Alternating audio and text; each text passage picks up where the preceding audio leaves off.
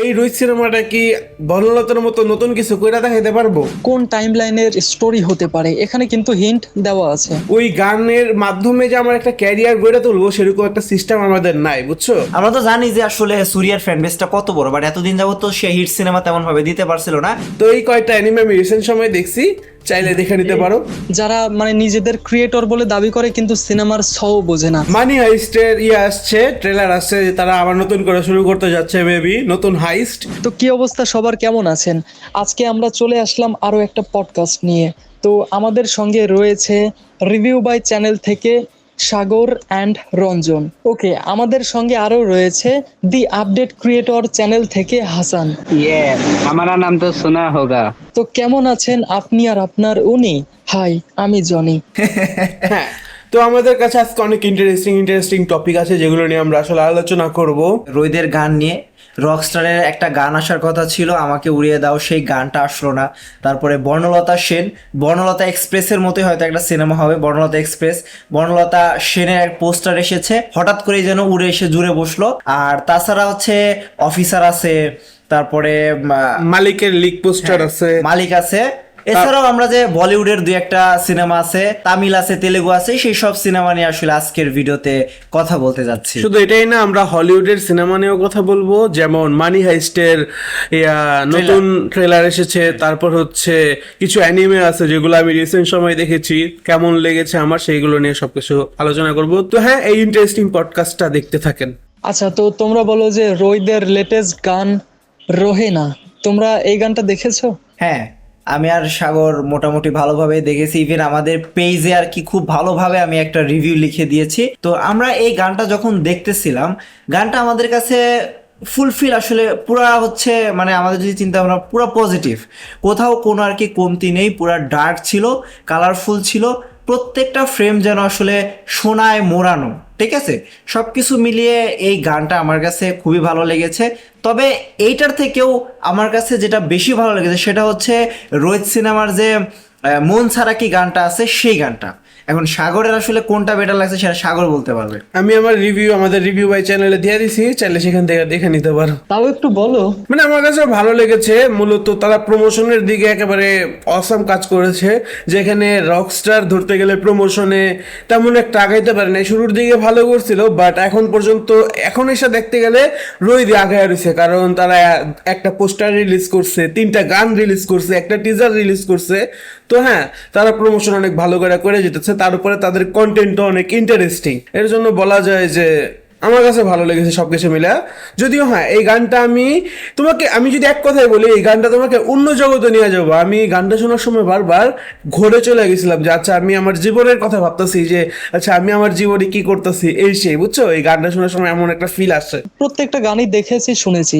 আমার তো ভিজুয়ালাইজেশন এটাও ভালো লেগেছে, তবে সব থেকে বেশি যেটা ভালো লাগে এটা হচ্ছে এই গানগুলোর লিরিক্স। মানে এত সুন্দর, মনে হয় যে মাটির কাছাকাছি। এগুলো খুব ভালো লাগে আমার। তবে জনি দা, একটা বিষয় যদি ভালো মতো আর কি খেয়াল করো, প্রত্যেকটা গানেরই কিন্তু হচ্ছে যে কালার গ্রেডিংসটা পুরো ডার্ক রাখা হয়েছে। হ্যাঁ হ্যাঁ হ্যাঁ, ঠিক ঠিক এটা বলছো। শুধু গান না, এটা পুরো মুভিটার মধ্যে কালার গ্রেডিংটা ডার্ক টোনে ওরা ইউজ করছে। হাসানের গানটা কেমন লাগছে? আমি তো গান প্রথম যেটা দিছিল ওটা দেখছি, আমার ভালোই লাগছে। সেকেন্ডটা দেখা হয় নাই আমার। আরে কে গুন্ডা বানায় গেছে, সেকেন্ডের পরে থার্ড আইসা পড়ছে। 3টা গান এসে করছে, তুমি মাত্র একটা শুনছো, সবগুলা শুনো বসে বসে, ভালো লাগবে। সেটাই আমি শুনবো, আজকে পডকাস্টে শেষ হোক এরপরে শুনবো। আমি প্রথমটাই শুনছিলাম, সেকেন্ড আর যে থার্ড আসছে ওটা তো আমি জানতামই না। ও আচ্ছা। আর এই গানের একটা লাইন আছে যে এরকম, রহে না রহে না ঘরে মন, বাজে না সেই সুর। কি লাগে, জোস লাগে আমার। আচ্ছা, তোমাদের কি মনে হয় যে এই রোহিত সিনেমার গানটা বা এই রোহিত সিনেমাটা কি বনলতার মতো নতুন কিছু কইরা দেখাইতে পারবো? বনলতার মতো এটার চান্স সত্যি বলবো যে না, এরকম হয়তো হবে না। বনলতা এক্সপ্রেস যে এরকম হাইপ তুলছে এখন পর্যন্ত, মাল্টিপ্লেক্সে ধামাকাদার কালেকশন করে যাচ্ছে, মানে অন্যান্য সিনেমার থেকে বেটার। বনলতা এক্সপ্রেসের সাথে যাবে না, তার কারণ হচ্ছে বনলতা এক্সপ্রেসের মধ্যে কিন্তু family drama, funny elements, emotional angle সবকিছুই ছিল, যেটা আপনি রোহিত মুভিতে দেখতে পারবেন না। রোহিত মুভির স্টোরি, তারপর হচ্ছে স্টোরি টেলিং সম্পূর্ণ ভিন্ন। আচ্ছা, বর্ণলতা মনে হয় 25 কোটির মতো কামাইছে সাগর। আমি শুনছি বাংলাদেশের মাল্টিপ্লেক্স থেকে 15 কোটি টাকা আয় করছে, আর গ্লোবালি মেবি ঠিক আমি শিওর না, 25 থেকে 50-এর মতো, 50-এর মধ্যে আছে। আচ্ছা, তাহলে তো মানে হাওয়া তো ওই তুলনায় অনেক কম আয় করছিল। হাওয়া অনেক কমাই করছে, হাওয়া তো ফার্স্ট বাংলাদেশি সিনেমা ছিল যেটা অনেক পপুলার হয়েছে, তো এটা তেমন একটা আয় করে নাই। তো আমাদের দেশীয় সিনেমাতে অনেক গান আসে, গানের লিরিক্স গুলো ভালো, সিনেমাটোগ্রাফি বা ভিজুয়ালাইজেশন, কালার গ্রেডিং যেটাই বলো না কেন, কিন্তু আমরা কি কখনো একটা গানের পেছনের যে কম্পোজিশন এটা নিয়ে কখনো কথা বলেছি? হ্যাঁ, কম্পোজিশনের কথায় যদি আসি, ওই যে আমরা যখন রকস্টারের পিরিতি শুনতেছিলাম তখন আমি আর সাগর বলতেছিলাম যে সেখানে যে আসলে ড্রাম সেটটা ইউজ করা হয়েছে, ড্রাম সেটের সাথে হচ্ছে পিয়ানো, তারপর হচ্ছে আরো বিভিন্ন যে ইনস্ট্রুমেন্টাল জিনিসপত্র ইউজ করা হয়েছে সেগুলো কিন্তু আসলে শুনতে খুবই ভালো লাগে। তো এই জিনিসগুলো আস্তে আস্তে কিন্তু ব্রেকডাউন করা যাচ্ছে। হ্যাঁ, ইন্ডিয়াতে যেরকম অনিরুদ্ধ আছে, ওর প্রত্যেকটা ইনস্ট্রুমেন্টাল জিনিসপত্র, ইভেন এই যে মাস্টারের যে ভাথি কামিং একটা গান আছে, এই গানটা কিন্তু লিরিক্সই নাই, তারপরে কি পরিমাণ হিট, কি পরিমাণ মানে প্রায় মনে হয় 500 মিলিয়নের মতো ভিউ আছে, গানের লিরিক্সই নাই। তাহলে ওইরকম আমাদের সুর বা ওইরকম একটা ইনস্ট্রুমেন্টাল জিনিসপত্র বানাইতে হবে, যার ফলে আসলে সারা বিশ্বের কাছে সেই জিনিসটা আমরা তুলে ধরতে পারি বা সারা বিশ্বের মানুষ সেই জিনিসটা আসলে দেখে। আসলে আমাদের দেশে যারা মানে অনেক কিছু কম্বাইন করে কম্পোজিশন করে, এরকম নাম করা কাউকে তো আমি দেখছি না। তুমি প্রীতম হাসানের বিট শুনে মজা পাবে, বা যে কোনো গানের জাদুঘর গান থেকে শুরু করে লাগে ওটা ধরা সব গানেতেই ওর একটা আলাদা টাচ আছে, অনিরুদ্ধ টাইপ ফিল আছে, বুঝছো? আলভি, ডিজে আলভি, সেও অনেক সুন্দর ব্যাকগ্রাউন্ড মিউজিক বা বিট তৈরি করতে পারে। যে হচ্ছে যে প্রত্যয় হিরণদের আর কি বিভিন্ন ধরনের ইয়াতে কাজ করতে হবে, যে বসেন বসেন বসে যান বা এই টাইপের যে ভাইরাল গানগুলো আছে সেগুলোতে আর কি সে ইনস্ট্রুমেন্টাল জিনিসপত্র ব্যবহার করতে পারে। এখন আর তেমন একটা তাকে দেখা যায় না, খুব কম। আমি তাহলে বলি, যেহেতু তোমরা বললাই, মানে তুমি যাদের কথা বলছো, হ্যাঁ এরা এক সময় মানে এরা একক হিট দেয় বা মানে একক হিসেবে পরিচিতি পায়, পরবর্তীতে তার কোনো কাজ তোমার মনে আছে? কিন্তু অনিরুদ্ধকে দেখো, প্রত্যেকটা কাজই অডিয়েন্স অ্যাপ্রিসিয়েট করে, কিন্তু আমাদের এখানে মনে করো আমি একটা বিজিএম বা মিউজিক বানালাম, ওইটা একটা হিট হলো, পরবর্তীতে আমি আর ওইরকম বানাতে পারি না, ওই লিগেসি বা তুমি যেটাই বলো ওইটাকে আমি হ্যান্ডেল করতে পারি না বা ধরে রাখতে পারি না, এটাই হচ্ছে সমস্যা। আমাদের এখানে স্ট্রাকচার নাই, বুঝছো? যে আচ্ছা আমি একটা গান হিট দিলাম, পরে ওই গানের মাধ্যমে যে আমার একটা ক্যারিয়ার গড়ে তুলবো সেরকম একটা সিস্টেম আমাদের নাই, বুঝছো? হ্যাঁ, অনিরুদ্ধের কথা যদি আসি, অনিরুদ্ধের কথা আর একটু বলতে চাই। যেমন লাস্ট যে ওই যে আমরা দেখলাম একটা গান, ওই কি বলে রজনীকান্ত আর হচ্ছে কামল হাসানের নিয়ে যেটা করছে, মানে অসাম বিট ভাই, পুরো লেজেন্ডারি বিট। তারা যখন এন্ট্রি নিচ্ছে সেই সময়ের যে বিটগুলো থেকে শুরু করে গাড়িতে ঢোকার যে বিট, মানে এক কথায় অসাম, দুর্দান্ত লাগে দেখতে। এইসব বিট যদি বাংলাদেশে মানে এইরকম না হলে এর যদি 50% বা 60% বিটও তৈরি করতে পারতো কেউ, তাহলে কিন্তু সিনেমাগুলা টোটাল হিট হইতো, সবগুলা সিনেমাই। সেটাই তো আফসোস। সম্প্রতি তোমরা হয়তো দেখছো যে ইন্ডিয়ান অনেকগুলো ক্রিয়েটর ওই রামায়ণার সেটে গেছিল, পার্সোনালি তাদেরকে ইনভাইট করছে, আর আমাদের এখানে আফসোস লাগে, সেই আফসোস লাগে আমার। আমাদের এখানে এখনো ওই ট্রেন্ডটা আসলে শুরু হয় নাই যে ইউটিউবারদের ডাকবে বা ফেসবুকে যারা হচ্ছে খুব পরিচিত, হ্যাঁ, বা ফেসবুক পেজ চালায় বড় বড়, তাদেরকে ডাকবে। মাঝখানে কিন্তু আসলে হয়েছিল যখন হচ্ছে ওই একটা সিনেমা আসছিল না, চক্করে আসলে কয়েকজনকে ডাকা হয়েছিল প্রিমিয়ারে। আচ্ছা, এবার আমি একটা কন্ট্রোভার্সিয়াল কথা বলি। হ্যাঁ, তো দেখো আমাদের বাংলাদেশেও কিন্তু শাকিব খানের মানে অনেক সিনেমার প্রিমিয়ার হয় বা মানে বুঝতেই পারছো একটা ইভেন্ট হয়, যেখানে অনেক ক্রিয়েটরের পাশাপাশি অনেক ফেসবুকার বা ইনফ্লুয়েন্সার যায়, যারা মানে নিজেদের দাবি করে একজন কন্টেন্ট ক্রিয়েটর। তুই বিশ্বাস করবা না, এদের মধ্যে ম্যাক্সিমাম এমন ক্রিয়েটর আছে যারা সিনেমার ছও বোঝে না, ব্যাস ভিডিও বানাই কিন্তু বোঝে না। আর কিছু তো আছে শুদ্ধভাবে কথা বলতে পারে না। এখন অনেকে বলতে পারে যে ভাই তুমি এটা কিভাবে ভুল ধরতে পারলে, তো একটা সিনেমা নিয়ে বলতে গেলে এই শুদ্ধ ভাষা ইউজ করতে হয়। তুমি কি সাকিবিয়ানদের আস্তে আস্তে ধীরে রোস্ট করে দিলা? না, সাকিবিয়ানদের না, আমি সেটা বলিনি, মানে সাকিবিয়ান তো আমি নিজেও, আর যারা সাকিবিয়ান তারা তো শুধু সাকিব খানের জন্যই সিনেমা দেখে।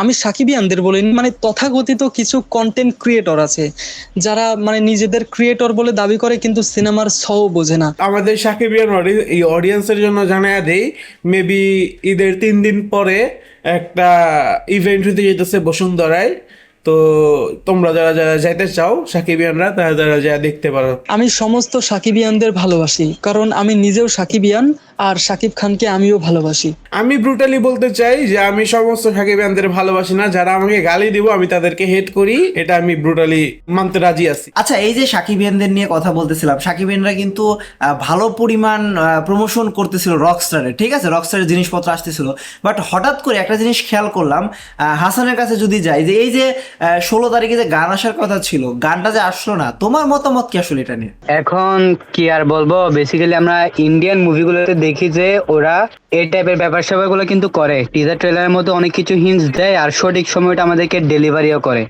আর রকস্টার টিজারে যেটা দেখাইছে যে 16 তারিখ শনিবার সময় 7টা, তারপর হচ্ছে আমাকে উড়িয়ে দাও, মানে একটা পারফেক্ট প্ল্যানিং আমরা দেখতেছিলাম বা আমরা প্রেডিকশন করতেছিলাম যে প্ল্যানটা ঠিক আছে, এটা জোস। যদি এই ডেটে দেয় তাহলে আমরা এই প্রমোশনটাকে দারুণভাবে অ্যাপ্রিসিয়েট করতে পারবো। ওই কন্টেন্টটা যদি আসতো 16 তারিখ সঠিক সময় আসতো, তাহলে আমরা ওই কন্টেন্ট নিয়ে কথা বলার আগে ওদের যে প্রমোশনাল লেভেলে যে ভালো ইয়েটা দেখাইছে আমাদেরকে, এটা নিয়ে চাইলে 2 মিনিট ইজিলি কথা বলা যেত, কিন্তু ওরা তো এটা করলো না। রাইট, 5-7 দিন যাবত কোনো কন্টেন্ট তারা দেয় নাই। এখন জনিদের কাছে যদি বিষয়টা নিয়ে আর কি বলি, যে আসলে শাকিব খানের সাথে আসলে কেন এমন হচ্ছে প্রমোশনের ক্ষেত্রে? তো আমি একদম ডিরেক্ট বলছি, এখন পর্যন্ত মুক্তি পেতে যাওয়া কোনো সিনেমার ডিরেক্টররা প্রমোশন করতেই জানে না। তো রোহিত তো করতেছে, তুমি কিভাবে বলো যে অন্য ডিরেক্টররা করতেছে না? একজন ডিরেক্টর তো করতেছে। আসলে আমার ক্ষোভটা হচ্ছে রকস্টার টিমের প্রতি। দেখো, মানে অন্যান্য কোনো ক্ষোভ নেই। হাসান যেমনটা বললো যে তারা টিজারে দেখাইছিল যে সোমবার সন্ধ্যা 7টায় আসবে, তো এটা মানে একদম মোক্ষম সময় ছিল যে গানটা রিলিজ করা আর এটার হাইপকে আর একটু ইনক্রিজ করা, কিন্তু তারা কি করলো, ব্যাস আমাদেরকে বোঝালো এটা সিনেমার যে একটা স্টোরি লাইন থাকবে, সেখানে হয়তো সন্ধ্যা 7টায় শাকিব খানের একটা মানে কনসার্ট বা প্রোগ্রাম থাকবে, সেখানে গানটা হবে। এটা প্রমোশনের ঘাটতি, কারণ আমি একটা এই ভিডিওতে দেখছি, একটা সাকিবিয়ান ভিডিও করছিল যে তারা নাকি ভিএফএক্স এ একটু প্রবলেম আছে, তারা নাকি আমাদের সামনে আরো ভালোভাবে প্রেজেন্ট করবে আমাদের এই কন্টেন্টটাকে, এর জন্য নাকি আরো 3-4 দিন বেশি সময় নিয়ে তারপর আপলোড দিবে। আমার কথা হচ্ছে যে তাহলে ওই হিসেবে প্ল্যানিং করে তাদের প্রমোশনটার আমাদেরকে দেখানো উচিত ছিল। ওইখানে যদি 20 তারিখও লিখে দিত তাহলে আমাদের সমস্যা ছিল না। তারা যেই জিনিসটা প্রমিস করছে সেই জিনিসটা যদি ডেলিভার করতে পারে, তখনই এটাকে একটা পারফেক্ট প্রমোশন বলতে পারবো। যদি সেটা না পারে, তাহলে সেটাকে একেবারে বলবো যে অর্গানাইজ ওয়েতে আমাদের সামনে প্রেজেন্ট করা হয় না একটা জিনিস। আচ্ছা, আমি এর সাথে একটু অ্যাড করতে চাই যে তারা কি আসলে নেগেটিভ প্রমোশন করতে চাইলো আমাদের সাথে, যে দেওয়ার কথা বইলা দিল না? হাসানের মত কি এটাতে? এখন আমার তো সেটাই মনে হচ্ছে যেটা সাগর ভাই বলছে, হয়তো ওরা প্ল্যান করছিল কিন্তু এটা এক্সিকিউট করতে পারে নাই। আচ্ছা, আমার একটা কথা, হ্যাঁ, ঈদে মুক্তি পেতে যাওয়া শুধু একটা সিনেমা, যেটা আমার মনে হয় যে আন্ডার রেটেডই প্রমাণিত হবে। শুধু একটা সিনেমা এরকম প্রমোশন করে, বাকি সিনেমাগুলো চুপচাপ। তাহলে ভাই, আমরা তো ক্রিয়েটর, আমাদের তো মানে কথা বলতে হবে, কিন্তু আমরা কি নিয়ে বলবো আমাকে বোঝাও। এরকম যদি প্রমোশন করে আমাদের তো কোনো টপিক থাকবে না, না? আমাদের টপিকের থেকে বড় কথা হচ্ছে দর্শকরা জানতেই পারবে না যে একটা সিনেমা এবারে ঈদে আসবে, তো এটা তো বড় সমস্যা, তাদেরই লস। এটা আমাদের তো লস তেমন একটা নাই, আমাদের কাছে একটা কন্টেন্ট নাই, আমরা আরেকটা কন্টেন্ট নিয়ে কথা বলবো, সমস্যা তো নাই আমাদের। দেখো, সামনে তো ঈদ, আর আমাদের তো এখন ঈদের সিনেমা নিয়েই কথা বলতে হবে। ঈদ ছাড়া আমরা তো অন্যান্য অনেক কন্টেন্ট নিয়ে কথা বলতে পারবো, বাট এখন তো আমাদের অডিয়েন্সকে জানাতে হবে না যে এবার ঈদে এই সিনেমা আসছে, তোমরা দেখো। হ্যাঁ, মানলাম যে শাকিব খানের সিনেমা কোনো প্রমোশনের প্রয়োজন হয় না, আমরা বা সাকিবিয়ানরা সবাই প্রমোশন করে, তারপরেও তো এমন চুপচাপ থাকা ঠিক হবে না, না? আর যেমনটা আমরা সবাই জানি যে মালিক সিনেমা নাকি এবার ঈদে আসবে, তো গত ঈদে যেমন প্রিন্স এবং রাক্ষস নিয়ে মানে অনেক চর্চা হয়েছিল, আমি মনে মনে এমন ভাবছিলাম যে এবার হয়তো রকস্টার এবং মালিক নিয়ে একটু চর্চা হবে। ব্যাস, এটা হওয়া ভালো, আমাদের ইন্ডাস্ট্রির জন্য ভালো। কিন্তু দিন শেষে আমরা কি পেলাম? Big zero. ইতিহাসে সবচেয়ে জঘন্য প্রমোশনটা করতেছে হচ্ছে মালিক। একটা সিঙ্গেল পোস্টারও কেমনে দিল না, ওরা জাস্ট লিক করে করে যাচ্ছে, শুরু থেকে লিক করে করে কি আর প্রমোশন হয়? আর এই লিগগুলো আমার মনে হয় আসলে টিম থেকেই করে, আমি একদম এটাই বলবো, লিগগুলো ওরা টিম থেকেই করে। এখানে আরিফিন শুভকে দেখতে কেমন লাগছে, আর এটা কি মনে হয় যে এটা কোন টাইম লাইনের স্টোরি হতে পারে? এখানে কিন্তু হিন্ট দেওয়া আছে। মানে পোস্টারটা দেখে মনে হচ্ছে একটু আগের স্টোরি দেখাইতে পারে হয়তো, বা দেখা যাক কি হয়। কিন্তু আমি প্রমোশন নিয়ে আরো কিছু বলতে চাই, যদি তারা এইবারে ঈদে সিনেমাটা রিলিজ করে আর তারা একটা দেখতেছি যে একটা খারাপ ন্যারেটিভ চালু করতেছে যে আমরা প্রমোশন ছাড়াই সিনেমা রিলিজ করব, এমন একটা কয়েকটা ফ্যান্স বলো বা যেই টিমই বলো, এরকম একটা ন্যারেটিভ চালু করছে যে আমরা প্রমোশন ছাড়াই ঈদে আসবো। আরে ভাই, তোর প্রমোশন ছাড়া ঈদে আসবি, তোরা কোন যে তোরা প্রমোশন ছেড়ে ঈদে এসে ভালো একটা আয় করবি বা ভালো অডিয়েন্সের কাছে পৌঁছাবি, কখনোই পারবি না তোরা পৌঁছাইতে। বড় বড় কি বলে ইন্ডিয়ায় ভানারাসি, তারপর রামায়ণ, এগুলো সিনেমার প্রমোশন করতেছে, এরা কি বড় অ্যাক্টর না? এরা কি করতেছে না? তো এখানে আবার সামগো আরিফিন শুভ বা মালিক টিম যে আমরা প্রমোশন ছাড়াই সিনেমা রিলিজ করব আর আমরা দেখায় দিব। আমরা তো জাস্ট রামায়ণা, তারপর হচ্ছে বারাণসীর এক্সাম্পল দিছি। শাহরুখ খানকে দেখেন, ও ডাঙ্কি, জওয়ান, পাঠান এগুলোর সময় কোন লেভেলের প্রমোশন করছিল, নিজে নিজে ভিডিও বানায় বানায় করতো। কিং খান, বলিউডের কিং খানও, কিন্তু ও পর্যন্ত ভিডিও বানায় বানায় না, এটা ডাঙ্কির করছে।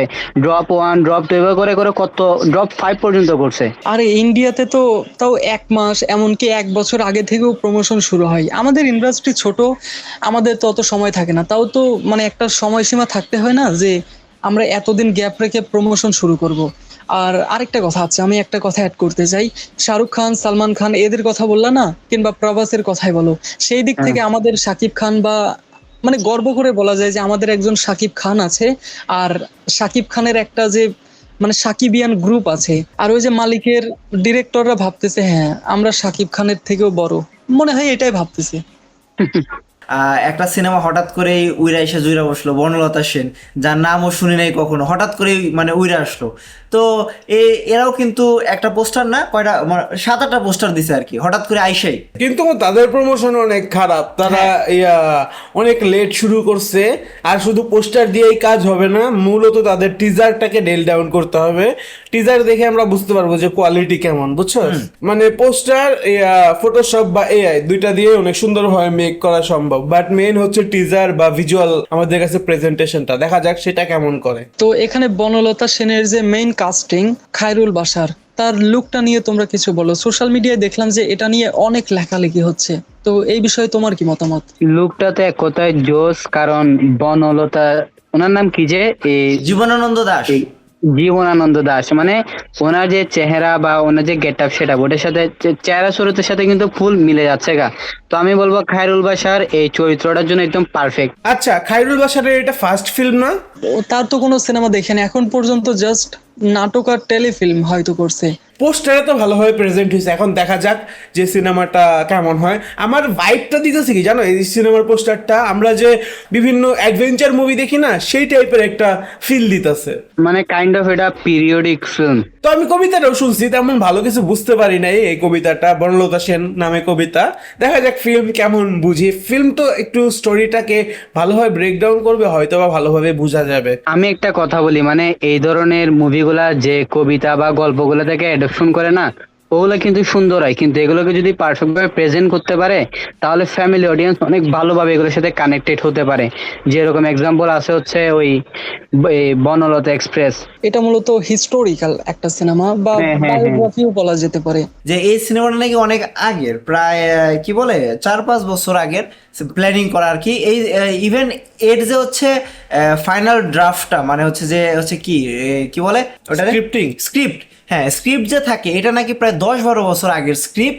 সেটা নাকি 12 বার কাটছাট করা হয়েছে এবং 12 বার 12th টাইম তারা হচ্ছে সেটার ফাইনাল ড্রাফট হিসাবে এবং এই সিনেমাটা হচ্ছে বানাইছে। এবং 2024 সালে নাকি রিলিজ করার কথা ছিল।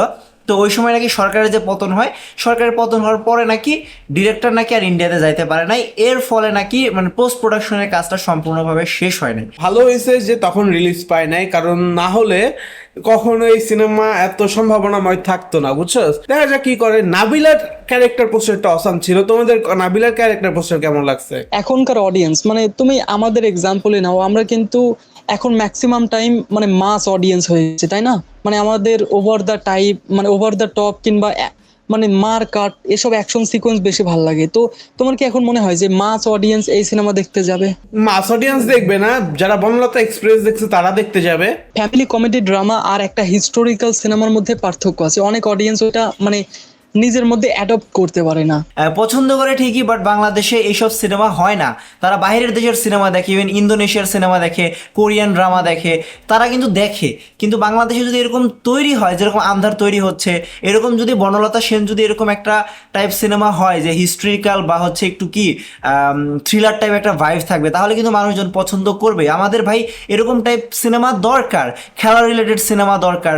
আবার ওই রিলেটেড সিনেমা না যে সিনেমাগুলো হচ্ছে কি শুধু মার মার্কার দিয়ে রাইখা দেয়, ওরকম সিনেমা এখন আর মানুষজন দেখে না। গল্প লাগবে, পিওর একটা গল্প শোনো, লাগে। আমি বলি যে আমার মনে হয় কি জানো, যে এটা হচ্ছে বনলতা এক্সপ্রেসের লেভেলে যেতে পারবে না, তবে প্রেসার কুকারের লেভেলে যাবে, বুঝছো? আচ্ছা, প্রেসার কুকার অনেক বেশি প্রশংসিত হয়েছে এটার মেকিং এর কারণে। আর বনলতা এক্সপ্রেসের কথাই যদি বলি তাহলে ওইখানে কাস্ট মেন হচ্ছে অভিনয়, বুঝছো? অভিনয়ের উপর আর কিছু নাই। বনলতা এক্সপ্রেসে যদি মোশাররফ করিম, চঞ্চল চৌধুরী নাও থাকতো, তাদের মতো যদি অভিনয় কেউ করতো, তাহলে সেই মুভিটাও হিট খাইতো। আমি বলি কি কি থাকতে হবে, মেনলি অভিনয় থাকতে হবে, পারফেক্ট অভিনয়, আর হচ্ছে পারফেক্ট ভিজুয়াল। এই দুইটা জিনিস না থাকলে কখনোই সিনেমা প্রেসার কুকারের লেভেলেও যেতে পারবে না। আমার বিশ্বাস যে এই দুইটা থাকবে। হ্যাঁ, ভালোভাবে ইমপ্লিমেন্ট করলে হয়তো আসলে আমরা হিট সিনেমা পাইতে যাইতেছি। আচ্ছা, তোমরা বললা যে ভিজুয়াল, হ্যাঁ ভিজুয়াল মনে করো ভালো হলো, কিন্তু ওই সেট আপ যে করছে ওইটা দেখে যদি যাত্রাপালার ওই যে মানে যাত্রাই হয় না, মানে ওরকম যদি লাগে তাহলে কিন্তু হবে না। আমার মনে হয় না যে তারা কাজল রেখা ভাইব আনবে, বুঝছো? বাংলাদেশে কয়েকদিন আগে কাজল রেখা নামে একটা মুভি রিলিজ পাইছিল, সেই ভাইব আমার মনে হয় না থাকবে। আর যদি থাকে তাহলে তো ওই মুভি ফালতু হবে, এটা নিশ্চিত। যদি এই সিনেমার টিজার বা কিছু না রিলিজ পায়, আমি জীবন এটা সিনেমা হলে যা দেখতেছি না। এদের কোনো কন্টেন্ট ভালোভাবে রিলিজ পাবে, আমি দেখবো, দেখে ডিসাইড করবো যে আচ্ছা এটা সিনেমা হলে যা দেখা উচিত কি না। এরা যদি ভাবে যে না আমরা খালি পোস্টার রিলিজ করে ফেলছি আর করব না, অডিয়েন্সরা আশা করবে, তাহলে ধরে রাখো যে আমি তো যাইতাছি না, আর অডিয়েন্সরা গেলে যা। কারণ এরা আমাদের সামনে কোনো কিছু প্রেজেন্ট করবে না, আমরা বুঝতে পারবো না যে এরা কি যে আমাদের দিতে যাইতেছে, আর আমরা যা হলে সিনেমা দেখবো না। মামার বাড়ির আবদার। তবে বনলতা সেন এটা মাল্টিপ্লেক্সে হল পাবে, বুঝছো, মানে স্ক্রিন পাবে আমার এটা মনে হয়। এখন সিঙ্গেল স্ক্রিন তো শাকিব খানের দখলে। শোনো, আমি রকস্টারের টিজার দেখছি না, মানে মাল্টিপ্লেক্সেও ভালো হল পাবে। আচ্ছা, তো আরেকটা কথা বলি, যেহেতু বললাই আমাদের মধ্যে অনেক অডিয়েন্স এমন আছে, মানে মানুক বা না মানুক, অনেক অডিয়েন্স এমন আছে যারা মিউজিক্যাল সিনেমা বোঝে না। অনেকে এমন ক্রিটিসাইজ করতে পারে যে আরে আচমকাই কেন মিউজিক্যাল সিনেমাতে গান চলে আসলো, এটা অনেকে ক্যাচ করতে পারবে না, দেখে নিও। তো যারা হচ্ছে খুবই প্রত্যন্ত অঞ্চলে থাকে বা অনেক আগে হচ্ছে শাকিব খানের সিনেমা দেখতে পছন্দ করতো, তো তারা হয়তো একটা সিনেমা দেখে পছন্দ করতে পারে। ঠিক আছে, জনিদা আন্দাজ করতে পারতাছো? হ্যাঁ, তো আমাদের অডিয়েন্স কি এটা গেস করতে পারছে? তো এটার নাম বলবে হচ্ছে সাগর। আচ্ছা বলতাছি, অফিসার ইনচার্জ। আচ্ছা, অফিসার ইনচার্জ না, অফিসার। হ্যাঁ, দেখলাম পরে এটার নাম চেঞ্জ করে ফেলেছে, শুধু অফিসার রাখছে। হ্যাঁ হ্যাঁ, আরে তোমরা আর অফিসার রাখলা কই? অফিসার থেকে একেবারে পিয়ন বানায় দিছে, তোমরা তো হলই দাওনি। আর আরেকটা বিষয়, এই সিনেমার দেখি প্রমোশন মাহিয়া মাহিও শুরু করছে। সে হচ্ছে একটা ভিডিও দিছে, তারপরে দেখলাম একটা গানও আসছে, নতুন একটা। গানটা দেখছিলা তোমরা? না, আমি দেখি নাই। আমি দেখছিলাম ভাই, আমি দেখছিলাম, কারণ ইমরান মাহমুদুলের গান আছে তো। 2 মিনিট সময় দাও, সবাই গানটা শুনে ফেলো একবার। দর্শকদের উদ্দেশ্যে বলতে চাই, গানটা কিন্তু ইমরান মাহমুদুল গাইছে। তো ইমরান মাহমুদুলের গলা বা লিরিক্স মোটামুটি আর কি চলানোর মতো। তো গানটা শুনতে ভালো লাগে, বাট ভিজুয়াল দেখলে মনে হবে যে আপনি সেই 2005 সালের সিনেমার গানের একটা ভিজুয়াল দেখতেছেন। তো সাগর লাগে পড়ছে ভিডিও দেখার জন্য। সবাই কি, জনিদা কি রানিং দেখতেছো? হ্যাঁ, আমি মাত্র প্লে করলাম। আমি আমি আমি ভাই দেখছি জিয়াও ডবল এস এটা। এই যে হাসান কিন্তু পুরা ফ্যান, অফিসারের ফ্যান। আর কথা হচ্ছে ভাই, গান খুঁজতেছি, গান আসতেছে না, এটা আপনারা বুঝেন কি অবস্থা। আরে জনি কোন থেকে পাইলা খুঁজে? হ্যাঁ, পাইছি। এই যে পাওয়া গেছে। হ্যাঁ, নাম কি হচ্ছে কি, চলো সুখ কুড়াবো। গানের টিউন মোটামুটি ভালোই, কিন্তু ভিজুয়াল কিন্তু খুবই বাজে। আমি ইমরানকে অনেক মিস করছিলাম যে ঈদের সিনেমা আসতেছে কিন্তু ওর গান নেই, আফসোস। হাতি লড়াইছে, তোমাকে বলতে চাই চলো সুখ কুড়াবো। আর সাঁতার কাটছে এক কথায়, সাঁতার কাটছে, লাল কাপড়ে একবার সাঁতার কাটছে আর নীল কাপড়ে একবার সাঁতার কাটছে, এটাই। আর একটা নতুন অভিনেতা ছিল, যদিও তেমন ভালো করে নাই, বাট ঠিক আছে। মানে ইমরানের গান তো আমরা শুনেই থাকি, এখানে যে মাহিকে ভালো লাগছিল দেখতে, আর এবং তার লিপসিং, মানে যে মেইন গানটা গাইছে সেটা হচ্ছে ন্যান্সি। তার কণ্ঠ আসলেই সুন্দর গাইছে, অত খারাপ হয়নি, মানে রোস্ট করার মতো না। রাক্ষস একটা গান ছিল না, আমি ওই ফিলটা পাচ্ছিলাম এখানে, তাই না সাগর? আরে না, এত বড় লেভেলে নিও না তুমি। আচ্ছা, আমি একটা কথা বলি, এই গানের 29 সেকেন্ডে গিয়ে এই নায়কটা যখন এক হাত দিয়ে গিটার ধরছে মেনে নিলাম, কিন্তু ওর যে টাই হাঁটু পর্যন্ত কিভাবে গেল আমার বোঝাও। আমি বলি, হ্যাঁ বলো। টেকনোলজি। Technology, right. আমার মনে হয় দর্জি বুঝতেছিল না যে এটা কোথায় দেবো, তখন নায়ক বলছে সমস্যা নেই, স্টাইল এটা। আর রোস্ট করে না, বুঝছো তো। হ্যাঁ ঠিক আছে, যে সিনেমার কোয়ালিটি অনুযায়ী একেবারে কন্ট্রাক্ট ম্যারেজের মতো অখাদ্য না, ঠিক আছে চলে, কিন্তু এটা একেবারে সি গ্রেডের মুভি ধরতে গেলে। কিন্তু এই সিনেমাটা কখনোই সাহস করা উচিত ছিল না ঈদে আসার, যে সাহসটা এই সিনেমা করছে। আরে আপনি তো ওনার ইন্টারভিউ দেখেন না, উনি ডিরেক্ট বলে কি আপনারা ভয় পায়েন না, আমি শুনছি অন্য মুভিগুলো নাকি ভয় পাচ্ছে, আপনারাও টিকে থাকেন আমিও টিকে থাকি। মানে ভাই কনফিডেন্স কোথার থেকে আসে এগুলো কে জানে, মঙ্গল গ্রহ থেকে আসে মনে হয়। যেই মানুষটা বাহুবলীকে টক্কর দিতে ঈশা খাবা নাই, তুমি কি বলো? আমাদের ভুল হয়েছে, আমাদেরকে ক্ষমা করে দেন, ঠিক আছে? আমাদের একটা ইসাকা আছে, ইন্ডিয়ার আছে বাহুবলী, আর কি লাগে।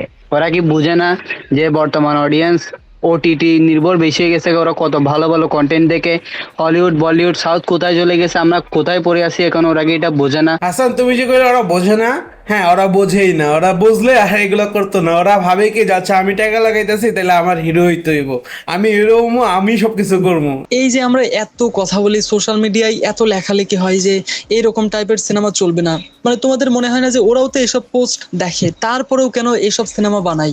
তোমাদের মাথায় কখনো প্রশ্ন আসেনি? আমার মাঝে মধ্যে আসে আসলে কেন বানায় আসলে, মানে এখানে তো কোনো না কোনো ঘাপলা অবশ্যই আছে। প্রিমিয়াম দিকে আগায়, যেমন ধরেন পেড্ডি কারুপ্পু। আমরা তো জানি যে আসলে সুরিয়ার ফ্যান বেসটা কত বড়, বাট এতদিন যাবত তো সে হিট সিনেমা তেমন ভাবে দিতে পারছিল না। লাস্ট যে হচ্ছে তার হচ্ছে কি ওই যে- Retro। না না রেট্রো না, ওই যে একটা যে ক্যারেক্টার ছিল রোলেক্স, রাইট, এই ক্যারেক্টারের পরে ওইরকম ভাবে কিন্তু কোনো ক্যারেক্টার ফেমাস হয় নাই বা কোনো ক্যারেক্টারে সে ফুটাইতে পারে নাই যে দর্শক আসলে তাকে নিয়ে অনেক বেশি মাতবে। কিন্তু এই যে কারপ্পু, এটাতে কিন্তু দর্শক মাতছে, 100 কোটি টাকার মতো নাকি মোটামুটি বিজনেস করে ফেলছে। হ্যাঁ, 3 দিনে তিন দিনে। 120 কোটি টাকা। তোমরা হয়তো এই সিনেমা দেখোনি, আমি দেখছি, তামিল ভাষাতেই দেখছি। আর এই সিনেমার একটা সিকোয়েন্স আছে, তোমরা লিও সিনেমা দেখছো বিজয় থালাপতির? তো ওই সিনেমাতে তার যে একটা ছেলে থাকে না, এটা হচ্ছে ওইটারই রেফারেন্স। আর তোমার এবং অডিয়েন্সদের অবগতির জন্য জানাই যে এই সিনেমাতে সুরিয়ার জায়গায় প্রথমে বিজয় থালাপতিকে কাস্ট করা হয়েছিল এবং তাকে মাথায় রেখেই এই ক্যারেক্টার সাজানো হয়েছিল, পরে চেঞ্জেস করে তাকে নেওয়া হয়েছে। আর এটা ওই ইউনিভার্সের একটা অংশ, লিও যে এই সিনেমার মানে যে ইউনিভার্সের অংশ সেটারই। সেটা আমি ওই জিনিসটা দেখে অবাক হয়ে গেছি যে কিভাবে লিও কানেক্ট করলো তারা, আসলে ওই একটা সিন দেখছি। আরে ভাই স্পয়লার দিস না, আমি তো দেখি না, এখন তোরা যে স্পয়লার দিয়ে দিলে আমার তো মজা নষ্ট হয়ে গেল না। আচ্ছা আমি বলি, এই সিনেমাতে অনেকগুলো সিকোয়েন্স, বিশেষ করে একটা সিকোয়েন্স যখন সুরিয়া হোয়াইট ড্রেস পরে ফাইট করে, এখানে সত্যি রোলেক্সের ভাইব আসে, মানে সিমিলার ভাইব আসে, মনে হয় যে আচ্ছা রোলেক্স থেকে এখানে চলে আসে। ওর এখন উচিত কি আগামী মুভিগুলো অনেক ভেবে চিন্তে ভালো ডিরেক্টর ভালো স্টোরি দেখে দেখে সিলেক্ট করা, যেন ওর অডিয়েন্স আর হতাশ না হয়। কারণ 2013 সালের আগে থেকে রজনীকান্ত আর বিজয় থেকে ও এগিয়েছিল, মানে বক্স অফিস কালেকশন, তারপর হচ্ছে ক্রেজ, সব দিক থেকে সূর্য অনেক এগিয়েছিল, কিন্তু মাঝখানে ওই টাকায় আর ক্যারি করতে পারে নাই। আর এটা অনেকদিন পর কারুপ্পু দিয়ে হয়েছে, মানে ওর আগের ফর্মটা ব্যাক হয়েছে। আর ইন্ডিয়াতে যেহেতু গেলাম, ইন্ডিয়ার ক্রিকেট নিয়ে একটু বলি। ইন্ডিয়াতে মহেন্দ্র সিং ধোনি, তার একটা ফেমাস ক্রিকেটের শট আছে, সেটা হচ্ছে হেলিকপ্টার শট। কিন্তু আমরা সম্প্রতি পেড্ডির ট্রেইলারে আমি অবাক হয়ে গেলাম, এখানে রামচরণ এমন একটা শট দিছে ভাই, এটা তো কি বলবো, এত ভালো লাগলো। যদি এটা মানে ফিজিক্যালি হয়তো সম্ভব না, কিন্তু একটা নতুন শট আবিষ্কার করলো। পেড্ডিতে নাকি জাহ্নবী কাপুরকে খুব সুন্দরভাবে দেখাইছে। হাসানের হাসিটা কিন্তু আমার কাছে একটু অন্যরকম লাগলো। হাসান, আমি ট্রেলার দেখি নাই, তাও আমি ওর দেবরার কাহিনী মনে পড়ে গেল। দেবরাতে যে কাহিনী করছে জাহ্নবী কাপুর, বাপরে বাপ। আচ্ছা, ওইরকমই। আচ্ছা হাসান হাসলো কেন? সাদিয়ার কথা মনে পড়ছে নাকি? মানে বলো বলো, অন্য কথা বলো। সাদিয়ার কথা মনে পড়ে না, আমি মানে জাহ্নবী কাপুরের এইভাবেটা খেয়াল করি আর কি, মানে ওকে এভাবে এখানে প্রেজেন্ট করতে হবে। সে তো অনেক ভাবে হচ্ছে কি করছে, কি বলে Modify। হ্যাঁ, নিজের মডিফাই করছে, তারপর হচ্ছে বিভিন্ন ধরনের আপগ্রেড হ্যাঁ হ্যাঁ ওই বাইরে থেকে করে না প্লাস্টিক সার্জারি, এরকম বিভিন্ন জিনিসপত্র করছে। এখন এত সুন্দর দেখাবে একজন মেয়েকে, তাকে মানুষজন দেখবে না, নর্মাল তো ভাই। লাস্ট ওর মুভি দেখছি কোনটা জানো? ওই যে সিদ্ধার্থ কাপুরের সাথে করছিল না, সিদ্ধার্থ মালহোত্রা। তো ওর সাথে করছিল একটা মুভি, মেবি তামিল ইন্ডাস্ট্রিতে যায় যে ওর প্রেমে পড়ে যায়। ভালো ছিল স্টোরি, খারাপ হ্যাঁ না। হ্যাঁ হ্যাঁ, আমি মুভিটা দেখছি পারাম সুন্দরী। হ্যাঁ হ্যাঁ, ভালো ছিল মুভি, খারাপ না। হ্যাঁ, ওই মুভিটা হচ্ছে ওই চেন্নাই এক্সপ্রেসের মতন কিছুটা। দেখা যাক, পেড্ডির জন্য আমি এক্সাইটেড আছি, কারণ রামচরণের আমি সব মুভি দেখা পছন্দ করি। তার মধ্যে এখানে জাহ্নবী কাপুরের হটনেসও আছে, তো কে না দেখবে। আর রামচরণের একটা সংলাপ দেখলাম, মানে ও বলতেছে কি ওই থ্যাঙ্কস জানাইছে আমির খানকে আর সালমান খানকে, কারণ ওরা ওই স্পোর্টস জনরাতে মুভি করছে, আর ওই ব্যাপারটা থেকে মূলত রামচরণ এই টাইপের মুভি করতে সাহস পাইছে। আর সুকুমার বলছে কি এই মুভিতে নাকি রামচরণ পারফরমেন্সের দিক থেকে রাঙ্গাস সালামকেও ছাড়াই গেছে। সুকুমারের মধ্যে কিন্তু ওই ক্যাপাবিলিটিটা আছে, মানে অডিয়েন্সকে স্ক্রিনে হুক করে রাখার। ও যেভাবে করে রানটা মানে স্ক্রিন প্লেটা সাজাইছে, মানে স্কিপ করার কোনো মোমেন্টই ছিল না পুষ্পা 2 তে। আর ওইরকম এক্সপিরিয়েন্স অনেকদিন পর ধুরন্ধর 2 তে পাইছি। হ্যাঁ, ধুরন্ধর 2 আসলে পয়সা উসুল সিনেমা যতই বলেন, মানে যদি হচ্ছে কি মানে রাজনৈতিক বিষয় যদি বাদ দেওয়া যায়, তাহলে ধুরন্ধর 1 আর ধুরন্ধর 2 হচ্ছে কি একটা মাসি অ্যাকশন থ্রিলার, সব মিলে আর কি আপনি একটা সেকেন্ডও বোর হবেন না। পিওর একটা সিনেমা যেটা আপনার অনেকদিন মনে থাকবে। আমরা এখন তাহলে হলিউডে যাই। হ্যাঁ হ্যাঁ চলো, আমার তো ভিসা নেই। আরে না, মানে বলতেছে হলিউডের টপিকে যাই। মূলত মানি হাইস্টের আসছে, ট্রেলার আসছে, তারা আবার নতুন করে শুরু করতে যাচ্ছে মেবি নতুন হাইস্ট। তো এটার জন্য এক্সাইটেড আছে অনেক। আবার বেলা চাও গান শুনতে পারবো, অসাম। দ্য বয়েজ এর সিজন অলমোস্ট শেষ হয়ে যেতেছে। ক্রিস্টোফার নোলানের ওডিসি না দা ওডিসি না ওটার নাম? হ্যাঁ হ্যাঁ, দ্য ওডিসি ট্রেলার আসছিল। হ্যাঁ, ওটা ট্রেলার ওটা নিয়ে একটু করা যেতে পারে। আচ্ছা, ওই ট্রেলারে তোমরা এক চোখওয়ালা একটা ওই ক্রিয়েচারের মতো এটা দেখছো? অসাম অসাম, মানে স্টোরি মানে কি হবে আমি বলি তোমাকে। এই দ্য ওডিসির স্টোরি আছে একটা ইন্টারেস্টিং। মূলত যেই আমাদের মেন হিরো ইয়াতে যাবে বুঝছো, একটা যুদ্ধে যাবে তার ফ্যামিলি থুয়া। তো যুদ্ধ 10 বছর ধরে যুদ্ধ করার পর, সে যুদ্ধ জয় করার পরে যখন বাসায় ফিরতে যাবে, তার বিরুদ্ধে গড লেগে যাবে যে না তোরা আমি বাসায় ফিরতে দিব না, কারণ হচ্ছে সেই হিরোরে ওর পছন্দ হয়ে গেছে বুঝছো। ও, তো আচ্ছা, আচ্ছা। তার একটা মায়াজালে ফাঁসায় দেয়, একটা আইল্যান্ডের মায়াজালে ফাঁসায় দেয়, যেখানে মূলত সেই মনস্টারটাকে দেখা যায়। সেই আচ্ছা, এগুলো কি ওরা কমিক্স থেকে অ্যাডাপশন নিয়েছে না না না, নাকি? একটা বড় একটা সাহিত্য থেকে নেওয়া হয়েছে বুঝছো।